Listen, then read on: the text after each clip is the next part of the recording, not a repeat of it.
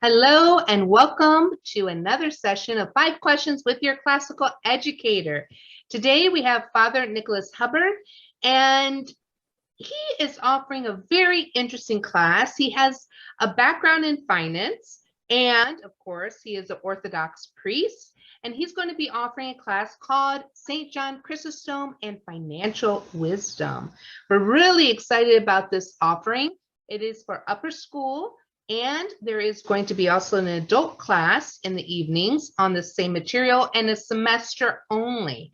And so he's here with us to talk about this class and also for us to ask him our classic 5 questions. But without further ado, Father Nicholas, welcome, your blessing. The blessing, Lord, be upon you. Nice to see you, Presbytera. Very nice to see you. Tell us a little bit about yourself first, and then we'll get into this wonderful class. Yeah, sure. So my name is Father Nicholas. I've served in parish ministry for over 10 years. And for the last several years, I've also worked as a financial advisor. And it's really in this vein that this course is kind of coming together. In my discussions with people on their own relationship to money, I find that our values of related to our faith can often be misguided as we relate and implement how we utilize money. Yeah, it's such an important thing to talk about, money being a tool, right? Mm-hmm. To what we're supposed to do for the glory of God. And the book that Father Nicholas is going to be using, he's actually going to be using St. John Chrysostom's treatise on wealth. Yep, there it is, on wealth and poverty. And as you can see, and he'll talk more about this, each week he correlates with one of these sermons that St. John gave. And what I love about it, Father Nicholas, is the church was, is, and will always be. And there's some truths that are just there. And this highlights it, that even something written in the early church, 3rd, 4th century, is relevant to the 21st century today. Yeah, absolutely. I think one of the exciting aspects that I'm really looking forward to this class is what I think of our biggest challenge as we talk about money. I loved how you said money is a tool. We often talk about money in a place of avoidance, that somehow it is going to move me further away from God. But actually, it's one of those great key indicators in modern society of how we actually value God, our neighbor, and ourselves. So the beauty of these homilies that St. John Chrysostom has provided us and is this opportunity to really think of ourselves in the place of the rich man. What is my responsibility with what God has entrusted in me? We often use the word stewardship in church settings, but oftentimes that's just a synonym for fundraising. I think a more accurate term, and one that I think will be developed quite a bit in this course, is steward. What has God entrusted us, and how does he expect us to utilize what he has given us? I like that too, because of course, steward takes on many forms, like you said. Then we go back to the parable of the talents, right? So when we become steward, we're a steward of the environment. We are a steward of money. We're a steward of our household. We're a steward of our children. Basically, we're called upon doing everything in the lens of Jesus Christ, giving glory to God. And, money is one of those things that we need, we use. And this financial wisdom, can you talk about a little bit more, like what components specifically maybe, or a couple components you'll mention, how it relates to us in the 21st century? Yeah, I mean, a good way to describe this is to think about how we translate our materials. So in Orthodoxy, we have this long history and tradition of translating services and texts into the common language. And what I have kind of really come across in my experience is that our language around money is very secular. We haven't been able to bring the faith that we have and have been entrusted with to our relationship to money. So oftentimes our institutions are focusing on self-preservation, and yet our faith entirely talks about our self-emptying and denying ourselves to be on the cross with our Lord. And so what is really the paradox of this course is to say, here's how money works, but not for the purpose to accumulate, but for the purpose of being that steward and being responsible for what the Lord has entrusted us. Wow. You know, you mentioned kenosis, that emptying out, right? It's interesting because it reminds me of St. Basil's quote, which is, you know, if you have two coats, one doesn't belong to you. If you have two pairs of shoes, one doesn't belong to you. If you have overabundance in your pantry, you know, that doesn't belong to you.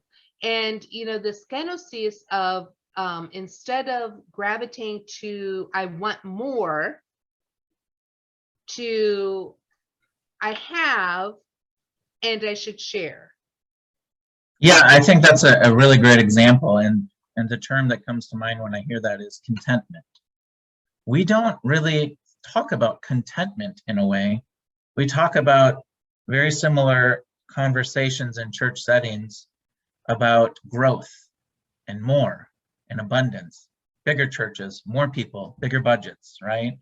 And so it shouldn't be a shock if we don't guide people along their personal relationship to money, that they would also just follow that same pattern. And so I think what is really exciting about the opportunity, especially for the high schoolers, is that they have a blank slate. Yeah. It's actually much more difficult to talk to adults about money because they've already decided so much of their values and their relationship to it.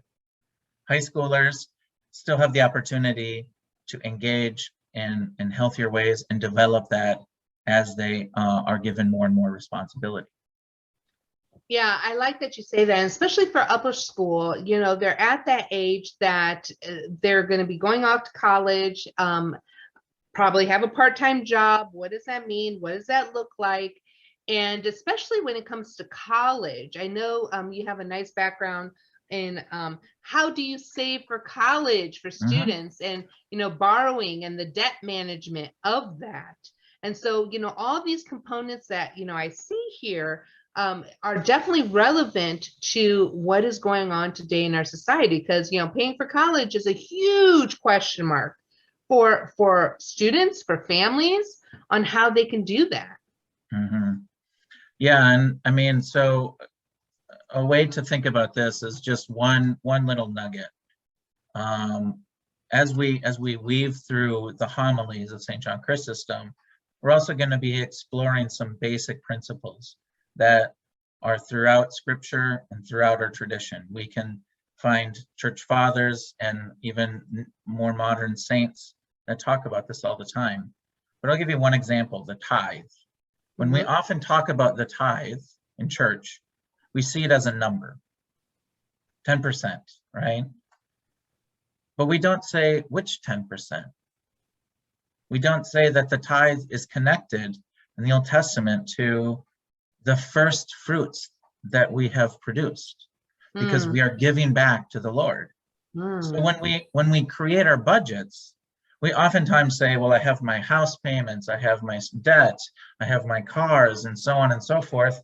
Here's what I have left over for the church. That's why we actually struggle so much when we talk about giving enough to keep our doors open. But if we flip it around and say, well, the tithe is saying our first fruits. Our first 10% means that we are now withholding spending that money so that we can be living a life of contentment with the other 90%. You reminded me in the church, and I'm trying to remember what feast day that is, in which we bring the first fruits. Is that transfiguration? I think you're right. When we bring fruits in to bless at the feast? Yeah, I think you're right. And that's what it reminded me. It's like, well, we've been doing this from the very beginning, right? The first fruits of the crop were brought to the church and they were blessed and distributed. So not only, were the first fruit of the farm, but they were given away. They weren't taken back home. It was an offering. Yes. And so I love that imagery of the first fruits. And then, of course, I know, you're going to be talking about finance in this course, but talent and time is part of that finance too. So, we even hear St. John say, and I kind of chuckle when I read this and I reread it in one of his homilies. You have time to go to the games, but you don't have time to come to church. And so, we hear St. John Chrysostom back in the early church, people are people, right? And he says to them, this sense of wealth and poverty has to do with time, treasure, and talents. And how much of that are you offering for God's glory? Yeah, I mean, and what's even more amazing, when we dig deeper into this, we see other themes too, like relationships. So the rich man's relationship to Lazarus is that he avoids him. And even, not to get too much into our discussion, right? But even after he dies, he asks Moses for mercy. He does not even speak to Lazarus when he dies. And that is really who was there for his salvation. So even after he dies, he really misunderstands the opportunity that existed day after day after day right at his gates. And it's interesting because you hear the words like, I can't do that for you. The chasm is too big, right? Yeah. He asks, Abraham, can you help me out? I just need a little help. And he's like, the chasm's too big. Can't do it. So Father Nicholas is offering this wonderful, wonderful course. I'm so excited about it. With St. John Chrysostom's on wealth and poverty, his whole collection of sermons on that topic, and its connection to the 21st century today and financial wisdom. So, Father, are you? I would just say one last thing on this too. One of the great themes in St. John Chrysostom's preaching is implementation. Yes. Right. He condemns the people that come to listen to his ability to speak eloquently at that time. Right. He was a great speaker. Golden mouth, right? Of course. But it frustrated him that the people did not implement it. And so I wouldn't even call this a finance class in its core, right? This really is about helping students implement this in their life. I love that. So, for all intents and purposes, it's a common arts class. The how-to, right? The practical theology, if you want to call it. That's right. I like that. Practical theology. I like that. I like that a lot. All right. So we're not going to give away the whole course, Father. No, we won't. So you're going to have to register. To go. Way more. There's definitely a lot of depth. Lots more. So, he's offering 2 sessions for the upcoming spring. For the upcoming fall. Sorry. One for upper school and one for adults in the evening. So please check that out. And I actually might have to join you for the adult class, Father Nicholas. You're more than welcome. One of your registrants, because, I love St. John and the topic is so appealing. So you might have me there too, but I'm only going to be a student. I am not going to be a principal. Only a student. All right. So now down to business. 5 questions. 5 the serious stuff, questions. Who All is right. this guy, huh? Yeah, who are you? We want to know. All right. So, first question is, who is your favorite author and why? So I will answer the why first, Okay. because for many may not know who this is. I in college did Asian studies as my minor and studied Chinese, lived Ooh. in China and spent some time in Japan as well. But one of my time in China, I did a lot of studying on Christianity in Asia. So particularly the era when the Portuguese first arrived to China and Japan as well. And so what is really interesting about that period of time is how evangelism was formatted amongst Christians there at the time. One of my favorite writers is a Japanese Catholic writer named Shisaku Endo, and he wrote 20th century fiction writer, but really wrote historical fiction related to this time period, as well as implementing kind of establishing a vision of Christianity that was absent of the imperialism that followed it in East Asia. So that really like transforms the institutionalization of these countries and says, well, what at the heart of this faith is real? What is a core component? And so in a lot of his books, particularly if you've heard of him, his probably most famous book is called Silence, the translation it's called Silence. And another one that often deals with this period of martyrdom in Japan at the time is a book called The Samurai.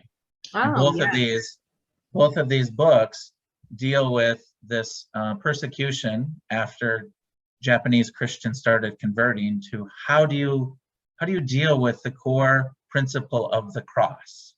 And so in his most extreme form, now I'm not necessarily promoting this as a theological statement, but I think it's a really fascinating point, is in its extreme form, to give away the book Silence, this priest who went there to serve ended up renouncing Christ for their salvation, for their lives, right? And so, and this is actually quite— all things for all people.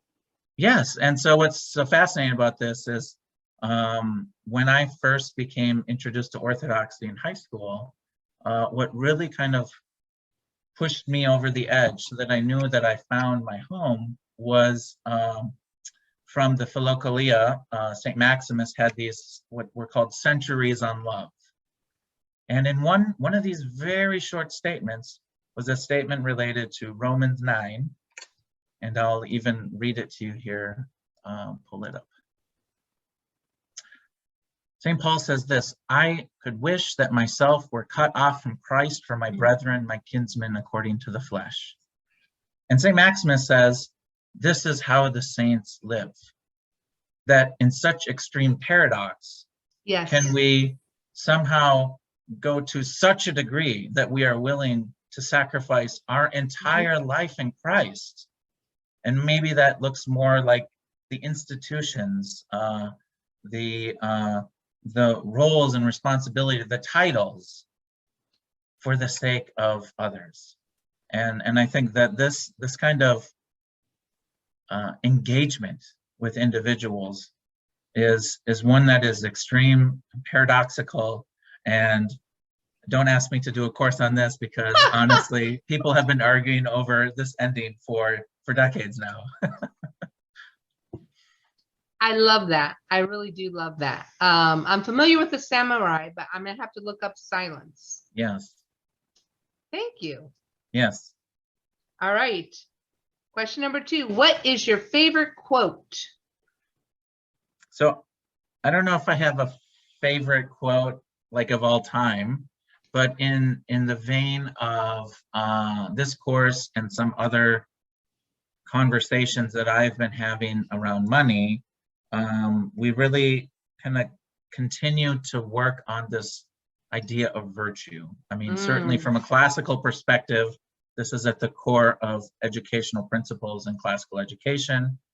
But when we also are thinking about practical theology and how we implement all of the choices that we're making every second of our life, we're really stuck with habits. And this is a quotation from Archbishop Averki on the struggle for virtue. Ah, and what is his first name, Father? Archbishop Averki. So he fell asleep in the Lord in like the 70s. Okay. He was a Roquefort bishop. And in this book, he quotes Abba Dorotheus and says this: when someone begins to say, what does it matter if I say that word, eat that little morsel, feast my eyes on that, he falls into bad habits and runs the risk of gradually falling into insensibility. For both virtues and vices start with slight things and lead to greater ones, either good or bad. Man would do well to follow these wise yet simple counsels, which would have prevented the current catastrophic situation, wherein the conscience is stifled and the condition of the stony insensibility pervades. And so really, as I was thinking about the quote, this really struck me as I continue to have conversations with people as they relate to money. You know, I don't claim to be an expert in all things finance. What I am seeing over and over again in the conversations I'm having is that there are simple habits that we can implement in our lives that can make a big difference for the type of person we grow into. And so for all of those in the upper school, luckily you have a blank slate. And so there's time. For us, it might be too late. No, it's never too late. Every saint it will be has more a of a struggle. story. Let's put it that way. It will be more of a struggle. Every saint has a story, Father, right? All right, that's beautiful. Oh, this one's a hard question. Question number 3. What hobbies do you enjoy? So I enjoy being out in the outdoors a lot. When I'm from Minnesota originally, and I would spend a lot of time in northern Minnesota in the summers, because for those 2 months before it starts snowing, I would love to do kayaking, swimming in these amazing freshwater lakes, and just spend time outside. So right now I'm living in the south near Savannah, Georgia. It's a bit hot even now. But that being said, we love just getting outside and going, you know, exploring in that way. So it's just a great gift to enjoy the creation that God has provided us. Beautiful. And if I remember correctly, you have 4 children? I have 4 children. My oldest is 9 and my youngest is almost 2. Aw, so cute. So I'm sure they love to go outdoors. Yes, they'll run nonstop. So it's usually me who says, let's go in. It's too hot. Love it. Love it. Question number 4. What's one food or beverage you really enjoy? So I had to think about this a lot. I know it's the hardest question on the list, Father. So I'm gonna choose one that honestly I haven't had in probably 20 years, and yet I loved it. When I was living in China, I would often visit there's cart food everywhere in the big cities. And so the cart food that I loved the most was the people from Xinjiang province in the far west of China. They're referred to as Uyghurs, and they have this great kebab-like food called yangrou chuar, and that is a kind of lamb. So the seasoning that they would use on it had a really like Central Asian flavor to it, and I could just stand at those carts and eat them all day long. So it was great. And I bet they were happy to see you coming. Oh, yes, definitely. So if you're going to say one, I would say that. Outside of that, I should say my wife's cooking. She's from Romania. And so there's a lot of great dishes that she also provides. So Good answer, Father. Very good answer. Very good answer. What is one of them? Because I'm not too familiar with Romanian cuisine. What's one thing that she, is kind of like a staple? So in Romanian cuisine, you use mamaliga a lot with dishes, which is like polenta. Oh, So it's not as common in maybe more Western cuisine, yeah. but that is like stuffed peppers are a common one where you have like these great well-prepared stuffed peppers and mamaliga, and yeah, so it's just great. Yeah. Those stuffed peppers and tomatoes in the summer, oh my gosh, they're the best. With or without meat, because that is a what do they call it? A ongoing battle with my husband, Father Dionisios, because where he's from, they put meat in them. But where my parents are from, which is the island of Crete, they don't put meat in them. Yeah, we usually don't have them with meat, so. There you go. Don't tell him that, then. I don't want to create a problem. I actually was going to say, FYI, guess what? They're good either way, right? They're good either way. Yeah. All right. And the last question. When and how did you decide to become a priest? So I would say this, I often could not relate to many of my classmates who said, oh, when I was, 5 years old, or serving as an altar boy, or in college. I did not necessarily have a particular moment, but what I would say is what really opened this pathway for me was the priests that I built relationships with that guided me and encouraged me. And it's more it was less of a calling, and I know that for some people that is the case. So for me personally, I would say it was more that encouragement by people that I have developed close relationships with in my spiritual journey. And that's one of the things that during our initial meet you and I had that I loved, because St. Raphael's School, we focus on that formation piece, right? That relationship piece with students, with families. Yeah. And that's vital. We have to do that first before any learning can happen. Yeah. And so I loved that, you mentioned that first it's about the relationship, and then it's about what comes next. Yeah, and in many ways, I would say I probably had more of pieces of being an educator longer in my life than I could say, oh, I wanted to be a priest, and in that vein, like, it's also just the people who are in your life at the given time, the opportunities that present themselves, and the doors that God either opens or closes. And that's so important. That's one aspect that sometimes we forget, that just because someone would say, I really want to become a priest, it's really God that decides, is that person going to become a priest or not? And so, it is a calling, like you said, but it is also relational.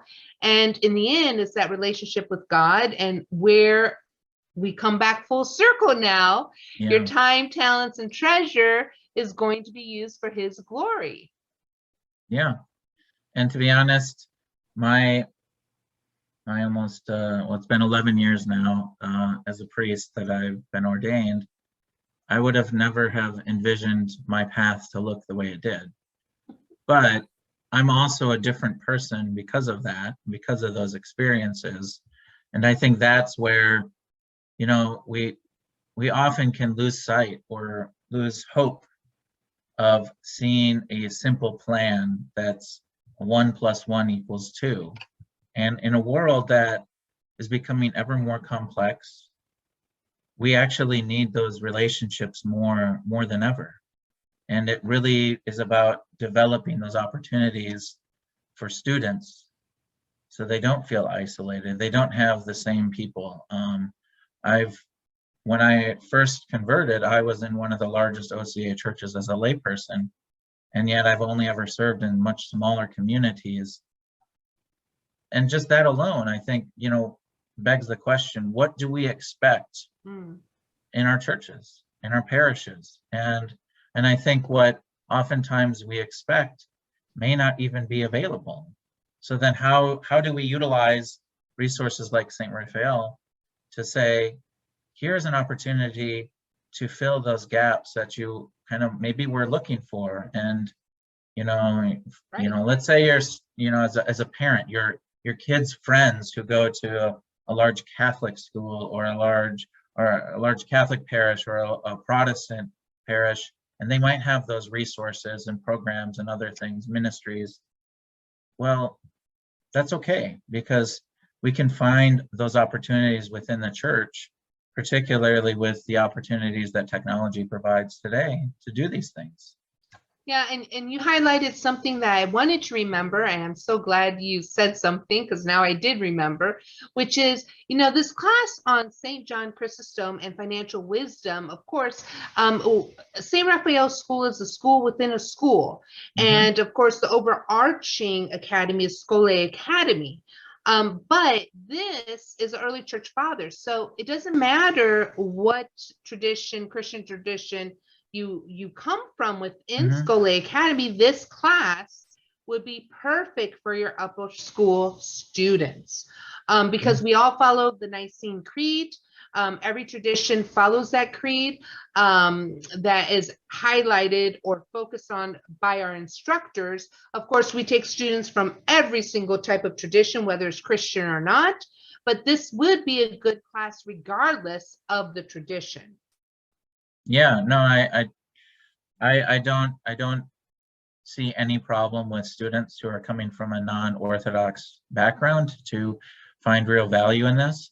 We will be studying this intensely, and I think there's going to be a great opportunity. And we've talked about this. If it fills up, we'll find a way to create more opportunities as well. That's what we want. This is going to be such a wonderful course, everybody. So please go to our website. It's in the upper school. It's called St. John Chrysostom and Financial Wisdom.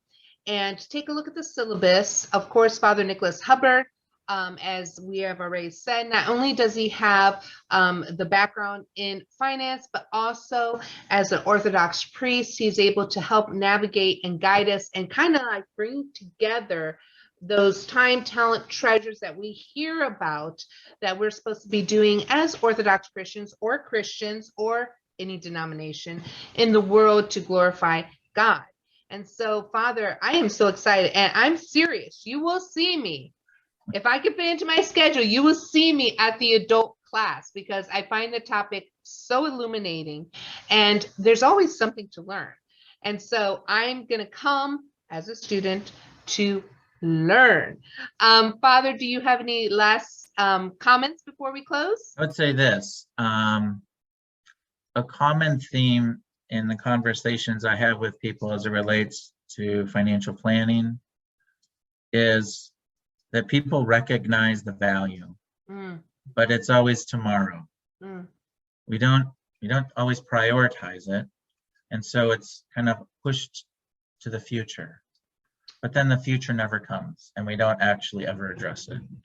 So I think this is what happens to the rich man, and obviously we want to learn from his lesson and maybe make some changes. Yeah, coming off of course, Pascha and Great Lent, right? We're not at Pentecost yet, It reminds me of the 10 virgins. It reminds me about the bridegroom coming in the middle of the night. And are we ready? We won't know when, but he will come. Yes. Sobering. Thank you so much, Father Yeah, Nicholas. thank you for having me, and I'm looking forward to it. We are too. We are looking forward. And again, please go to St. Raphael's website. And if you do have questions, please feel free to reach out to myself, and I will get you in contact with Father Nicholas. And eventually his bio and email will be on our instructor list. But this is a brand new course. So if you want to see at it, make sure you register soon. All right. Well, God bless, Father. Your blessing to us. The blessing, Lord, be upon you and all of you. Thank you for your time. Thank you. Thank you. And we look forward to the fall. Take care. Bye-bye.